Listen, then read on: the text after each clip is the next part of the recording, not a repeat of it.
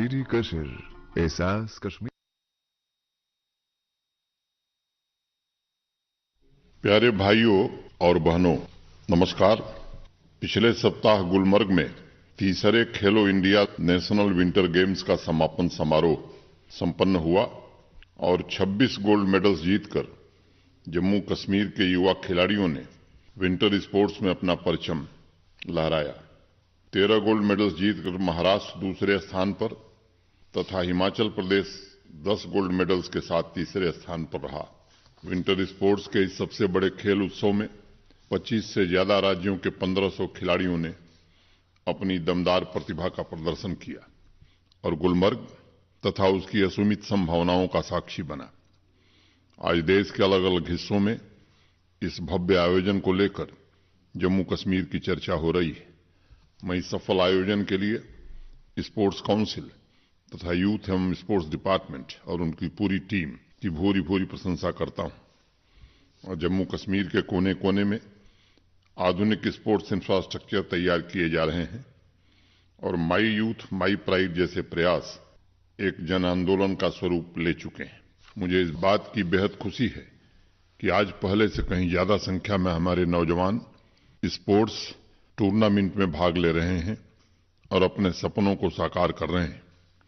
Sports का soft power समाज में नई आकांक्षाओं, नई ऊर्जा का संचार करता है। मैं व्यक्तिगत रूप से माननीय प्रधानमंत्री जी का विशेष रूप से आभार व्यक्त करना चाहता हूं, जिनके कारण आज जम्मू कश्मीर का स्पोर्ट्स इंफ्रास्ट्रक्चर देश के किसी राज्य के मुकाबले बेहतर हो सका है। भारत सरकार के खेल मंत्रालय के प्रति भी मैं हृदय से कृतज्ञता ज्ञापित करता हूं इस आयोजन में सहयोग देने के लिए। मुझे विश्वास है नए जोश, नए जज्बे के साथ इंटरनेशनल टूर्नामेंट में हमारे खिलाड़ी भारत के तिरंगे की शान बढ़ाएंगे। 8 मार्च को मनाए जाने वाला अंतर्राष्ट्रीय महिला दिवस महिलाओं के समर्पण, त्याग एवं उपलब्धियों को याद करने का दिन है। जम्मू कश्मीर यूनियन टेरिटरी में अपनी काबिलियत के द्वारा नारी शक्ति ने सफलता के नए कीर्तिमान गढ़े हैं। अपनी मेहनत और प्रतिभा के दम पर महिलाओं ने अलग अलग क्षेत्रों में अपना स्वतंत्र अस्तित्व स्थापित किया है। मानवता की पूरी सभ्यता, पूरी संस्कृति नारी शक्ति पर खड़ी है, क्योंकि नारी की सारी महत्वाकांक्षा निर्माण की है, रचना की है। इसलिए सदियों से महिलाओं के सृजनात्मक गुण ममता, प्रेम, करुणा, परिवार, खुशहाल समाज और सशक्त राष्ट्र के मूल आधार हैं। इस कार्यक्रम के माध्यम से लगातार महिलाओं के संघर्ष, उनकी सफलता, यूटी के विकास में उनकी भागीदारी की कहानियां मैंने आप सभी के साथ अनेक अवसरों पर साझा करने का प्रयास किया है। जम्मू की कृतिका खन्ना ने देश की पहली महिला पैरा रोवर का खिताब हासिल किया है। 80% डिसेबिलिटी के बावजूद कृतिका ने एशियन चैंपियनशिप में कमाल का प्रदर्शन किया और अब उनकी नजर पैरा ओलंपिक गोल्ड मेडल पर है। कृतिका के अंदर विशेष प्रतिभा है और उनका हौसला यूटी की बच्चियों और महिलाओं को प्रेरित कर रहा है। प्रशासन का लक्ष्य डिसेबिलिटी को स्पेशल एबिलिटी में बदलकर लोगों की सोच में बदलाव लाना है। बिना किसी भेदभाव के सभी नागरिकों को एक जैसा वातावरण और समान संसाधन प्रदान करके उनके भीतर की संभावनाओं को साकार किया जा सकता है। कृतिका को अपने स्पोर्ट्स कैरियर में सभी सुविधाएं उपलब्ध कराने के लिए प्रशासन दृढ़ संकल्पित है। कठुआ की सोनिका शर्मा ने कंप्यूटर इंजीनियरिंग की डिग्री प्राप्त करने के पश्चात डेयरी व्यवसाय के क्षेत्र में कदम रखा है। लीग से हटकर आत्मनिर्भर बनने की उनकी इस अनोखी यात्रा की चर्चा हो रही है और समाज में अन्य महिलाओं को भी सोनिका से प्रेरणा मिल रही है। अपने बिजनेस को विस्तार देने के साथ साथ सोनिका ने डेयरी उद्योग के जरिए अनेक स्थानीय लोगों को रोजगार के अवसर भी उपलब्ध कराए हैं। सोनिका एवं कृतिका के प्रयास नारी शक्ति की गरिमा और अभिमान का सर्वोच्च उदाहरण है। रचनात्मक कार्यों से उन्होंने समाज की अन्य महिलाओं में नया आत्मविश्वास पैदा किया है। श्रीनगर की रहने वाली मसरत ने पढ़ाई के दौरान ही आत्मनिर्भर बनने की ठान ली थी। साइंस ग्रेजुएशन तथा मेडिकल लैब टेक्नोलॉजी डिप्लोमा के पश्चात उन्होंने खुद की डायग्नोस्टिक लेबोरेटरी स्थापित की। शुरुआत में उनके पास संसाधन कम थे, लेकिन संघर्ष के दौर में उन्होंने हार नहीं मानी और अपने लैब का विस्तार जारी रखा। आज उन्होंने न सिर्फ मॉडर्न इक्विपमेंट का इंतजाम करके लेबोरेटरी को सफलता के शिखर पर पहुंचाया है, बल्कि अनेक पढ़े लिखे बच्चे बच्चियों को रोजगार भी मुहैया कराया है। बादामवारी श्रीनगर की रहने वाली जमरूदा अली ने ट्रेडिशनल आर्ट को रिवाइव करने का बीड़ा उठाया है। नई पीढ़ी में क्रूल कसीदाकारी की कला का प्रसार करने के लिए जमरूदा ने अपने घर पर ही ट्रेनिंग सेंटर स्थापित किया है। ट्रेनिंग के साथ साथ हैंडीक्राफ्ट डिपार्टमेंट की मदद से वो अपनी कला को ग्लोबल मार्केट में स्थापित करने का प्रयास कर रही हैं। जमरूदा ने ट्रेनिंग सेंटर में 30 से ज्यादा प्रशिक्षण प्राप्त कर रही महिलाओं को पार्ट टाइम जॉब भी मुहैया कराया है, ताकि वो सीखने के साथ साथ कमाई भी कर सकें। आज एक मास्टर आर्टिजन के रूप में उनकी पहचान बनी है। अपनी क्षमता को समाज को समर्पित करके वह जम्मू कश्मीर के विकास में अप्रतिम योगदान दे रही हैं। जम्मू कश्मीर की अनेक विमेन एंटरप्रेन्योर्स ने पंजाब इंटरनेशनल ट्रेड एक्सपो में भाग लिया था। कई महिला उद्यमियों के लिए जम्मू कश्मीर के बाहर अपनी प्रतिभा और इनोवेटिव प्रोडक्ट्स को प्रदर्शित करने का एक प्रमुख अवसर था। श्रीनगर की इरफाना का कहना है कि दशकों बाद यूनियन टेरिटरी की नारी शक्ति को अपनी क्षमता दिखाने का अवसर मिल रहा है। सांबा की रहने वाली सुश्री परवीन संग्राल सिर्फ जम्मू कश्मीर ही नहीं, बल्कि देश की महिलाओं के लिए प्रेरणा स्रोत बन गई हैं। स्वयं दिव्यांग होने के बावजूद परवीन ने तमाम संघर्षों का सामना करते हुए मुस्कान फाउंडेशन नाम का एनजीओ स्थापित किया, ताकि समाज में अन्य दिव्यांग नागरिकों की मदद की जा सके। मुस्कान फाउंडेशन जम्मू कश्मीर की पहली संस्था है जो नेशनल ट्रस्ट के साथ रजिस्टर्ड है और उसके द्वारा चलाए जा रहे सभी कार्यक्रमों का लाभ यूनियन टेरिटरी के दिव्यांग जन तक पहुंच रहा है। परवीन ने दिव्यांग तथा स्पेशली एबल्ड बच्चों के लिए उड़ान आशा की किरण नाम से स्कूल भी प्रारंभ किया है, जिसमें 65 बच्चों का पंजीकरण किया गया है। दिव्यांग के अलावा वंचित वर्ग के बच्चों के लिए भी वोकेशनल ट्रेनिंग, महिलाओं को आत्मनिर्भर बनाने के लिए ट्रेनिंग की सुविधा जैसे कार्यक्रम भी परवीन ने शुरू करके एक सशक्त समाज के निर्माण की आधारशिला रखी है। मुझे गर्व है, जीवन यात्रा में आने वाली कई चुनौतियों को पार करते हुए परवीन ने नारी शक्ति की अदम्य भावना को बरकरार रखा है और आज वह देश की महिलाओं के लिए एक रोल मॉडल बनी है। परवीन के त्याग, परिश्रम और सेवा भावना से दिव्यांगजन, महिलाओं एवं वंचित वर्गों का मात्र आर्थिक उत्थान ही नहीं हो रहा है, बल्कि समाज में उन्होंने एक नई चेतना को जन्म दिया है। परवीन ने साबित कर दिया है कि नारी छोटी छोटी चीजों को भी विराट स्वरूप देने में सक्षम है। नारी की शिक्षा, नारी की सेवा भावना हृदय केंद्रित होती है और उसी तरह परवीन संग्राल ने समाज की ठोस इकाई यानी व्यक्ति पर काम करके अनेक छोटे छोटे परिवारों के भविष्य को गढ़ा है। मैं उनकी सेवा भावना, त्याग एवं तपस्या को नमन करता हूं। मनुष्य के स्वभाव की चर्चा करते हुए निर्वाण उपनिषद में लिखा गया है, परब्रह्म प्लव वदाचरणम, परब्रह्म में बहना जिसका आचरण हो और स्वयं समाज के लिए समर्पित होकर जो दूसरों की भलाई के लिए लोगों को निरंतर प्रेरित करे। जम्मू कश्मीर में आज तमाम ऐसे उदाहरण देखने को मिल रहे हैं जहां नई पीढ़ी समाज के लिए भविष्य के पथ का निर्माण कर रही है। कई ऐसी कहानियां भी सुनने को मिल रही हैं कि युवा ऊर्जा ने लीक से हटकर काम करने का साहस जुटाया है और आत्मनिर्भरता के आंदोलन को नई दिशा एवं गति प्रदान की है। कठुआ के रहने वाले संदीप राजदान और उनके मित्र अजय शर्मा ने सरकारी नौकरी के बजाय उद्यम को चुना है। एरोमा मिशन के तहत उन्होंने विभिन्न प्लांट्स के प्रोडक्ट्स को ई-कॉमर्स के जरिए देश के कोने कोने में पहुंचाने में सफलता प्राप्त की है। पीएमईजीपी की मदद से संदीप तथा अजय ने नई मशीनरी तथा पैकेजिंग फैसिलिटी स्थापित करके ब्रांडिंग एवं प्रमोशन में भी ध्यान केंद्रित किया है। संदीप तथा अजय से प्रेरणा लेकर आज कठुआ के अनेक युवा अपना बिजनेस शुरू कर रहे हैं। अन्य जिलों में भी यथास्थिति को तोड़कर युवा शक्ति नई राह बना रही है। नौशेरा के पुनीत शर्मा ने मिल्क प्रोसेसिंग तथा मैन्युफैक्चरिंग यूनिट शुरू की है। यह सीमावर्ती तहसील राजौरी जिले का सबसे बड़ा मिल्क उत्पादक क्षेत्र है, लेकिन ज्यादातर मिल्क प्रोसेसिंग यूनिट शहरों में स्थापित किए गए। ग्रामवासियों के सामने पिछले कुछ सालों से सबसे बड़ी समस्या गांवों से शहरों में मिल्क ट्रांसपोर्ट की थी। इसका निदान करते हुए khadi village industry board, district administration, department of industries and commerce तथा इंटीग्रेटेड डेयरी डेवलपमेंट स्कीम के सपोर्ट से गांवों में प्रोसेसिंग यूनिट स्थापित करने पर बल दिया गया है।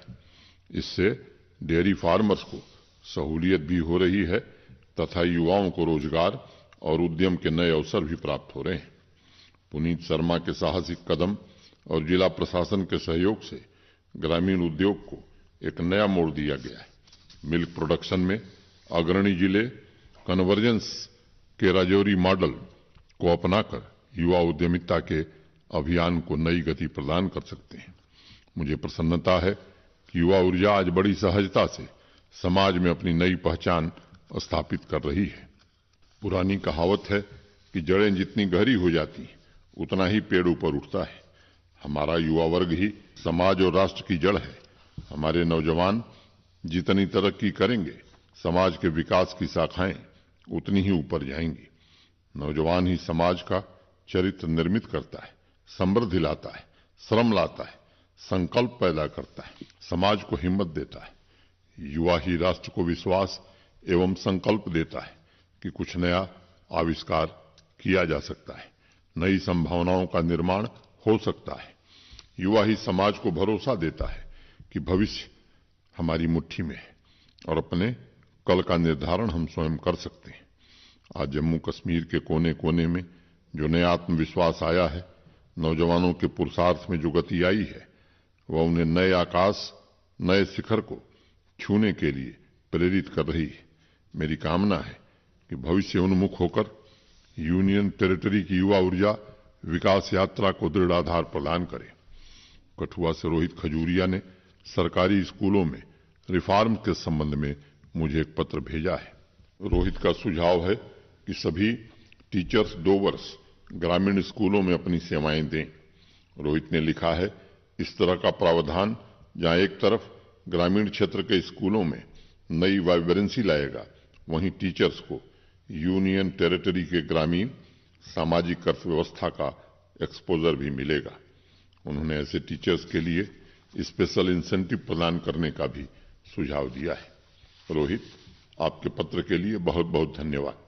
इस संबंध में मेरे कार्यालय ने स्कूल एजुकेशन डिपार्टमेंट से विवरण मांगा था। बहुत शीघ्र ही एजुकेशन डिपार्टमेंट एक विस्तृत पॉलिसी लेकर आने वाला है। इसमें सभी स्कूलों को सॉफ्ट एवं हार्ड जोन्स में कैटेगराइज करके यह सुनिश्चित किया जाएगा कि सभी टीचर्स को दोनों एरियाज का एक्सपोजर मिले जो उनके शैक्षणिक अनुभव को समृद्ध बनाएगा। मैंने एजुकेशन डिपार्टमेंट को यह भी निर्देश दिया है कि टीचर्स के लगातार सीखने, उनकी ट्रेनिंग की भी समुचित व्यवस्था होनी चाहिए ताकि राष्ट्रीय शिक्षा नीति द्वारा अनुमोदित सभी बिंदुओं को 100% जमीन पर लागू किया जा सके। स्कूल एजुकेशन के क्षेत्र में टीचर्स एवं अधिकारियों के प्रयासों का परिणाम है कि आओ स्कूल चलें तथा तलाश कैंपेन के माध्यम से इनरोलमेंट में लगभग 14.5% की वृद्धि हुई है। पिछले वर्ष 200 दिन स्कूल फंक्शनल थे। नेशनल अचीवमेंट सर्वे में लर्निंग आउटकम में जम्मू कश्मीर ने रैंकिंग में सुधार करते हुए देश में अब 8वां स्थान प्राप्त कर लिया है। कम्युनिटी स्कूलिंग तथा गुरुकुल पद्धति पर आधारित शिक्षा के द्वारा बच्चों में स्किल डेवलपमेंट और अपने कोर्स से अलग हटकर सीखने की ललक भी बढ़ी है। बच्चों में साइंटिफिक टेम्पर विकसित करने के लिए अटल टिंकरिंग लैब तथा वर्चुअल रियलिटी लैब्स स्थापित किए गए। जम्मू कश्मीर के बेस्ट टीचर्स को देश के अन्य हिस्सों में मास्टर ट्रेनर के प्रशिक्षण के लिए भेजा जा रहा है। रोहित ने अपने सुझाव द्वारा स्कूलों में जिस आधुनिक शिक्षा प्रणाली की परिकल्पना की है, उस पर पूरी शिद्दत एवं योजनाबद्ध तरीके से काम किया जा रहा है। सोपैया से मीर मुदस्सिर ने अपने गांव रेस नगरी के संबंध में एक पत्र भेजा है। मीर ने लिखा है कि यूं तो पूरा सोपैया देश में एप्पल टाउन के रूप में मशहूर है, लेकिन जिले के अंदर उनका गांव रेस नगरी सबसे बेहतरीन एप्पल के लिए जाना जाता है। मीर का सुझाव है कि विसो नदी के किनारे बसे रेस नगरी को एप्पल विलेज घोषित कर दिया जाए, ताकि इंफ्रास्ट्रक्चर डेवलप करके रेस नगरी में एप्पल व्यापारियों के साथ साथ पर्यटकों को भी आकर्षित किया जा सके। मीर, आपके पत्र के लिए बहुत बहुत शुक्रिया। अभी कुछ दिन पहले ही नेशनल हॉर्टिकल्चर बोर्ड ने देश के जिन 12 जिलों को क्लस्टर डेवलपमेंट प्रोजेक्ट के तहत सेलेक्ट किया है, उसमें जम्मू कश्मीर से सोपैया भी शामिल है। मैं इस संबंध में जिला प्रशासन को भी निर्देश दूंगा कि क्लस्टर डेवलपमेंट प्रोजेक्ट में रेस नगरी गांव को भी शामिल किया जाए तथा बैकवर्ड फॉरवर्ड लिंकेज के लिए आवश्यक इंफ्रास्ट्रक्चर जैसे training, testing, CA storage, small scale marketing facility की व्यवस्था रेस नगरी और आसपास के गांवों के लिए सुनिश्चित की जाए। क्लस्टर डेवलपमेंट में आसपास के गांवों में कनेक्टिविटी की समुचित व्यवस्था हो, इसका ध्यान रखा जाएगा। प्रधानमंत्री ग्राम सड़क योजना में सोपैया के गांवों को मॉडल के रूप में पूरे देश में एक नई पहचान मिली है।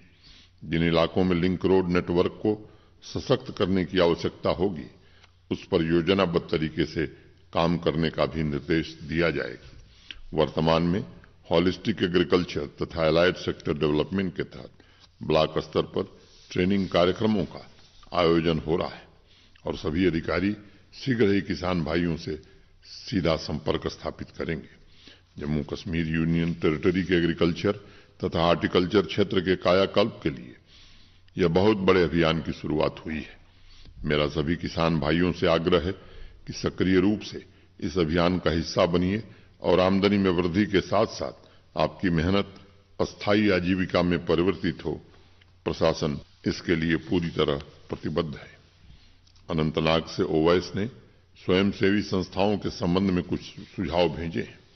उन्होंने लिखा है कि जम्मू तथा कश्मीर डिवीजन में अनेक ऐसी संस्थाएं हैं जो वंचित वर्गों के लिए काम कर रही हैं, लेकिन बहुत सी संस्थाओं को एनजीओ दर्पण प्लेटफॉर्म पर रजिस्ट्रेशन की जानकारी नहीं है। शिक्षा तथा बुजुर्गों की देखभाल जैसे क्षेत्र में भी अनेक संस्थाएं हैं जो महत्वपूर्ण योगदान दे रही हैं। उन्हें समय समय पर जानकारी उपलब्ध कराकर एवं उनकी हैंड होल्डिंग करके समाज कल्याण की दिशा में महत्वपूर्ण योगदान दिया जा सकता है। ओवैस, आपके पत्र के लिए बहुत बहुत धन्यवाद। मैं आपके सुझावों पर सोशल वेलफेयर डिपार्टमेंट को आवश्यक कार्रवाई का निर्देश दूंगा। मैं मानता हूं कि नर सेवा ही नारायण सेवा है। जम्मू कश्मीर में अनेक ऐसी स्वयंसेवी संस्थाएं हैं जिन्होंने सेवा भाव को सामाजिक विकास की आत्मा के रूप में प्रतिष्ठित किया है। इसी कार्यक्रम की शुरुआत में मैंने सांबा की रहने वाली परवीन संगराल का जिक्र किया था। सोशल वेलफेयर डिपार्टमेंट लगातार इस बात का प्रयास कर रहा है सेवा भावना की इस गौरवशाली परंपरा को संरक्षित किया जाए, उसे पोषित किया जाए, ताकि अंतः चेतना से प्रेरित होकर आम नागरिक पूरी निष्ठा के साथ जरूरतमंद वर्ग से जुड़ सके। डिपार्टमेंट के स्तर पर भी अनेक महत्वपूर्ण प्रयास हुए हैं। अलग अलग पेंशन प्राप्त कर रहे लोगों की संख्या में 2014-15 की तुलना में दुगुनी से ज्यादा वृद्धि हुई है। सभी जिलों में सीनियर सिटीजन होम ऑपरेशनल हो गए। इस स्कॉलरशिप में पहले की तुलना में 300% की वृद्धि दर्ज की गई है तथा 10,000 गरीब परिवारों की बच्चियों की शादी के लिए आर्थिक मदद दी गई है। सभी 20 जिलों में वन स्टॉप सेंटर तथा वुमेन एम्पावरमेंट हब स्थापित किया गया है। इन सभी प्रयासों का लक्ष्य समाज के उपेक्षित और वंचित वर्ग के लोगों को राष्ट्र की मुख्य धारा से जोड़कर उनके अंदर आत्मगौरव की भावना पैदा करना है। मुझे विश्वास है ज्यादा से ज्यादा आम नागरिक और स्वयंसेवी संस्थाएं इस तरह के रचनात्मक कार्यों से जुड़कर यूनियन टेरिटरी के विकास में अपना योगदान देंगी। कठुआ से ईशान गुप्ता ने जम्मू कश्मीर में फूड ट्रक कॉन्सेप्ट को प्रमोट करने के संबंध में एक पत्र भेजा है। उन्होंने लिखा है, मेट्रो सिटीज की तरह जम्मू तथा श्रीनगर शहर में फूड ट्रक कॉन्सेप्ट को सपोर्ट करके लोकल क्यूजीन तथा इंटरप्रेन्योरशिप दोनों को बढ़ावा दिया जा सकता है। उनका आग्रह है कि स्मार्ट सिटी मिशन के तहत इस योजना को लागू करके युवा वर्ग को इस उद्यम से जोड़ा जा सकता है। इस आन आपके पत्र के लिए बहुत बहुत धन्यवाद। यह सुझाव अति उत्तम है। मैं इस अभियान में प्रशासन की तरफ से पूरी मदद का भरोसा देता हूं। अगर सेल्फ हेल्प ग्रुप बनाकर महिलाएं या नौजवान इसकी शुरुआत करना चाहते हैं तो प्रशासन की तरफ से हर प्रकार की आर्थिक मदद और ट्रेनिंग का इंतजाम किया जाएगा। लोकल क्यूजीन को एंटरप्रेन्योरशिप का माध्यम बनाने के दृष्टिकोण से देखा जाए तो डोगरा हाट सेल्फ हेल्प ग्रुप ने भावी उद्यमियों के सामने एक प्रेरणादायी मॉडल प्रस्तुत किया है।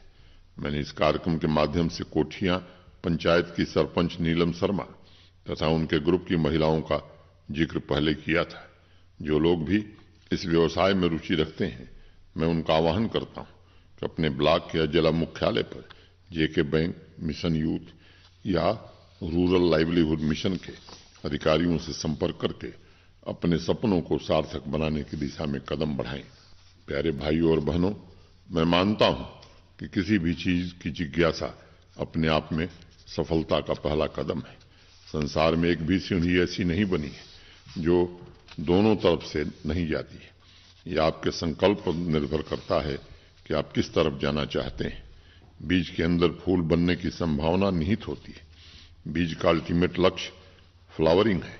इसलिए अगर आपके अंदर जिज्ञासा उत्पन्न हुई है और आपने कुछ करने की ठानी है तो तमाम चुनौतियों के बावजूद आप मंजिल तक पहुंचने में अवश्य सफल होंगे। मैं हमेशा इस बात को दोहराता हूं कि जन आकांक्षाओं और प्रशासन की उपलब्धियों के बीच अगर गैप है तो उसे कम करने के लिए समाज के सभी अंगों, सभी वर्गों को अपने दायित्व का निर्वहन करना होगा। प्रशासन ने हर एक नागरिक, हर एक परिवार के लिए बुनियादी सुविधा और उनकी आकांक्षा को पूरा करने को सर्वोच्च प्राथमिकता दी है। प्रशासन की नीति और नियत में कोई भेद न रहे, इसका प्रयास किया जा रहा है। आप सभी के सहयोग से आने वाले महीनों में हम सभी सेक्टर्स में तेजी से आगे बढ़ेंगे और बड़ी सफलताएं हासिल करेंगे। एक छोटी सी कहानी है। पुराने जमाने में एक बहुत बड़े राजा ने अपने मंत्री से कहा कि उसे एक खतरनाक मिशन के लिए अपने राज्य का सबसे बहादुर आदमी चाहिए। पूरे राज्य में बहादुर व्यक्तियों की तलाश शुरू हो गई। 1 महीने बाद 4 ऐसे नौजवान राजा के सामने पेश किए गए जिन्होंने तमाम परीक्षाएं पास कर ली थी और मंत्री के मुताबिक वह राज्य के सबसे बहादुर एवं निडर नौजवान थे। अब परीक्षा लेने की बारी राजा की थी। एक दिन जब राज्य में तूफान आया तो राजा ने उन चारों नौजवानों से कहा कि आपको 1 किलोमीटर पैदल चलकर जाना है और वहां एक छोटे से झोपड़े में जो सामान रखा है उसे लेकर आना है। पहला नौजवान आंधी तूफान की परवाह किए बगैर बड़ी तेजी से आगे बढ़ा, लेकिन भयंकर आंधी में आधे रास्ते तक जाते जाते उसका हौसला टूट गया। दूसरा नौजवान हिम्मत करके उससे थोड़ा आगे बढ़ा, लेकिन वो जितनी कोशिश करता तेज हवा उसे उतना ही पीछे धकेल देती थी। वह भी जमीन पर गिर गया। तीसरा नौजवान जो और भी तेजी से आ रहा था, उसने जमीन पर गिरे उन दोनों नौजवानों को देखा और उसकी हिम्मत छूट गई। पीछे से आ रहे चौथे नौजवान ने आंधी के चपेट के अलावा अपने 3 साथियों का असर भी देख लिया था।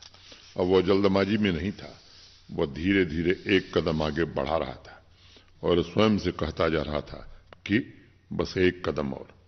अपने गिरे हुए साथियों के पास से गुजरते हुए भी उसने यही कहना जारी रखा कि बस 1 कदम और, अभी मैं ठीक हूं और थोड़ा सा और आगे जा सकता हूं। जब भी वह जमीन पर पैर रखता तो मन में 1 कदम और का ख्याल करता और धीरे धीरे वो झोपड़े तक पहुंच गया। वो झोपड़े में घोड़ा बंधा हुआ था। कुछ समय बाद जैसे ही तूफान शांत हुआ, वह घोड़े को लेकर बाहर निकला और राजा के पास पहुंच गया। राजा ने उससे पूछा कि तुम कैसा महसूस कर रहे हो? उसने कहा कि राजा साहब, मैं 1 कदम और चल सकता हूं। इंच दर इंच आगे बढ़कर हम मंजिल तक पहुंच सकते हैं, लेकिन शर्त यही है कि हम आगे चलते रहें, रुके नहीं। इसलिए महात्मा बुद्ध ने कहा था, चरय वेद, चलते रहो चलते रहो, हर क्षण आगे बढ़ो, क्योंकि गति ही जीवन है। और जिस प्रकार नदी चलते हुए समुद्र के पास पहुंचती है, वैसे ही अदम्य गति आपको अवश्य मंजिल तक पहुंचाएगी। श्रीनगर से मंजूर अहमद ने गिलसर खुशालसर लेक के कंजर्वेशन तथा रेस्टोरेशन के संबंध में एक पत्र भेजा है। उन्होंने लिखा है कि खुशालसर से इंक्रोचमेंट हटाने के पश्चात लगभग 30 साल बाद एक बार पुनः ट्रेडिशनल नेविगेशन रूट शुरू हुआ है, लेकिन अभी भी रेस्टोरेशन के संबंध में काफी कुछ करना बाकी है। मंजूर अहमद साहब का सुझाव है कि ड्रेजिंग, बाउंड्री का डिमार्केशन तथा सॉलिड वेस्ट के कलेक्शन का काम शीघ्र शुरू किया जाना चाहिए। उनका आग्रह है कि गिली कदम ब्रिज तथा अमीर खान नाला के पास फेंसिंग तथा मिनी सीवेज ट्रीटमेंट प्लांट की योजना बनाकर इस अभियान को पूर्णता प्रदान की जा सकती है। मंजूर साहब, आपके सुझावों के लिए बहुत बहुत शुक्रिया। गिलसर खुशालसर लेक का कंजर्वेशन तथा रेस्टोरेशन जन आकांक्षाओं और जन भागीदारी का सर्वोत्कृष्ट उदाहरण है। पिछले वर्ष नेविगेशन रूट के शुरू होने पर इस अमूल्य प्राकृतिक विरासत के संरक्षण को जन आंदोलन का स्वरूप देने के लिए मैंने सभी नागरिकों एवं स्वयंसेवी संस्थाओं के प्रति हृदय से आभार व्यक्त किया था। आपने सुझाव दिए हैं, उसे सार्वजनिक भागीदारी के माध्यम से किस प्रकार आगे बढ़ाया जा सकता है और कार्यान्वित किया जा सकता है, उस पर कार्य करने के लिए मैं डिविजनल कमिश्नर को निर्देश दूंगा। सांबा से सुशांत सांबयाल और गौरव सलाथिया ने वर्टिकल गार्डन के संबंध में मुझे एक पत्र भेजा है। उन्होंने लिखा है कि पिछले वर्ष जम्मू स्मार्ट सिटी के अंतर्गत जिस वर्टिकल गार्डन का उद्घाटन हुआ था, उसके रखरखाव के संबंध में कोई योजना नहीं बनी है। उनका कहना है कि जम्मू स्मार्ट सिटी के अंतर्गत वो अत्यंत ही महत्वपूर्ण प्रोजेक्ट है, लेकिन उपेक्षा की वजह से लाइटिंग सिस्टम, ड्रिप इरिगेशन सुचारू रूप से फंक्शनल नहीं है। सुशांत तथा गौरव ने इसकी देखभाल के साथ साथ सुनियोजित तरीके से वर्टिकल गार्डन के कॉन्सेप्ट के विस्तार का भी सुझाव दिया है। उन्होंने लिखा है कि देश के अन्य शहरों की तरह जम्मू स्मार्ट सिटी में भी living wall, bio wall, green wall तथा ग्रीन रूफ के कॉन्सेप्ट को प्रमोट करके बहुत कम बजट में शहर को सुंदर और सस्टेनेबल बनाया जा सकता है। सुशांत तथा गौरव को मैं उनके सुझावों के लिए बहुत बहुत धन्यवाद देता हूं। जम्मू स्मार्ट सिटी के कई प्रोजेक्ट के संबंध में अखबारों के माध्यम से और सामाजिक तत्वों द्वारा तोड़फोड़ की खबरें भी मिली थी। मैंने पहले भी इसी कार्यक्रम के माध्यम से जम्मू के सभी नागरिकों से अनुरोध किया था कि सार्वजनिक सुविधाओं का निर्माण अगर प्रशासन की जिम्मेदारी है तो जनता को भी उसका संरक्षण करके अपने दायित्व का निर्वहन करना चाहिए। सुशांत तथा गौरव के सुझावों पर मैं उचित कार्रवाई का निर्देश अवश्य दूंगा, लेकिन एक बार मैं पुनः सभी से आग्रह करना चाहता हूं कि स्मार्ट सिटी तथा अन्य योजनाओं के द्वारा जो सुविधाएं जुटाई जा रही हैं वह समाज के उपयोग में आवे, ये तय करना भी समाज की जिम्मेदारी है। हमें अपने अधिकारों के साथ साथ अपने कर्तव्यों को भी याद रखना चाहिए, तभी सामाजिक विकास का फायदा सही अर्थों में आम नागरिकों तक पहुंच सकेगा। प्यारे भाइयों और बहनों, अमृत काल में समग्र विकास की भावना से हमें लक्ष्यों को हासिल करना है। हमारा सामूहिक प्रयास ही सभी समस्याओं एवं मुद्दों को सुलझाने में मदद कर सकता है। प्रशासन आपसे अलग नहीं है, बल्कि मैं हर एक नागरिक को टीम जम्मू कश्मीर के सशक्त अंग के रूप में देखता हूं। मुझे विश्वास है आर्थिक सामाजिक विकास के सभी कार्यों में व्यक्ति एवं समुदाय की सक्रिय भागीदारी से हर कदम पर हम बेहतर नतीजे हासिल कर सकेंगे। जय हिंद। मन की बात है जन जन की, संघर्षों के कुछ किस्से, कहानी कुछ सफलताओं की, अनकही विरासत की, उम्मीदें नए भारत की। महीने के आखिरी रविवार का रहता है इंतजार। ब्रह्मपुत्र के घाट से हिमालय के विस्तार तक होती है मन की बात प्रधानमंत्री के साथ। तो सुनिए इस महीने 26 फरवरी सुबह 11 बजे आकाशवाणी और दूरदर्शन के सभी चैनलों पर। आप भी माननीय प्रधानमंत्री के मन की बात का हिस्सा बन सकते हैं। इसके लिए आप अपने सुझाव post box number 111 Akashvani Delhi पर भेज सकते हैं, या फिर नमो ऐप या माई गव के ओपन फोरम में पोस्ट कर सकते हैं। तो याद रखें, रविवार 26 फरवरी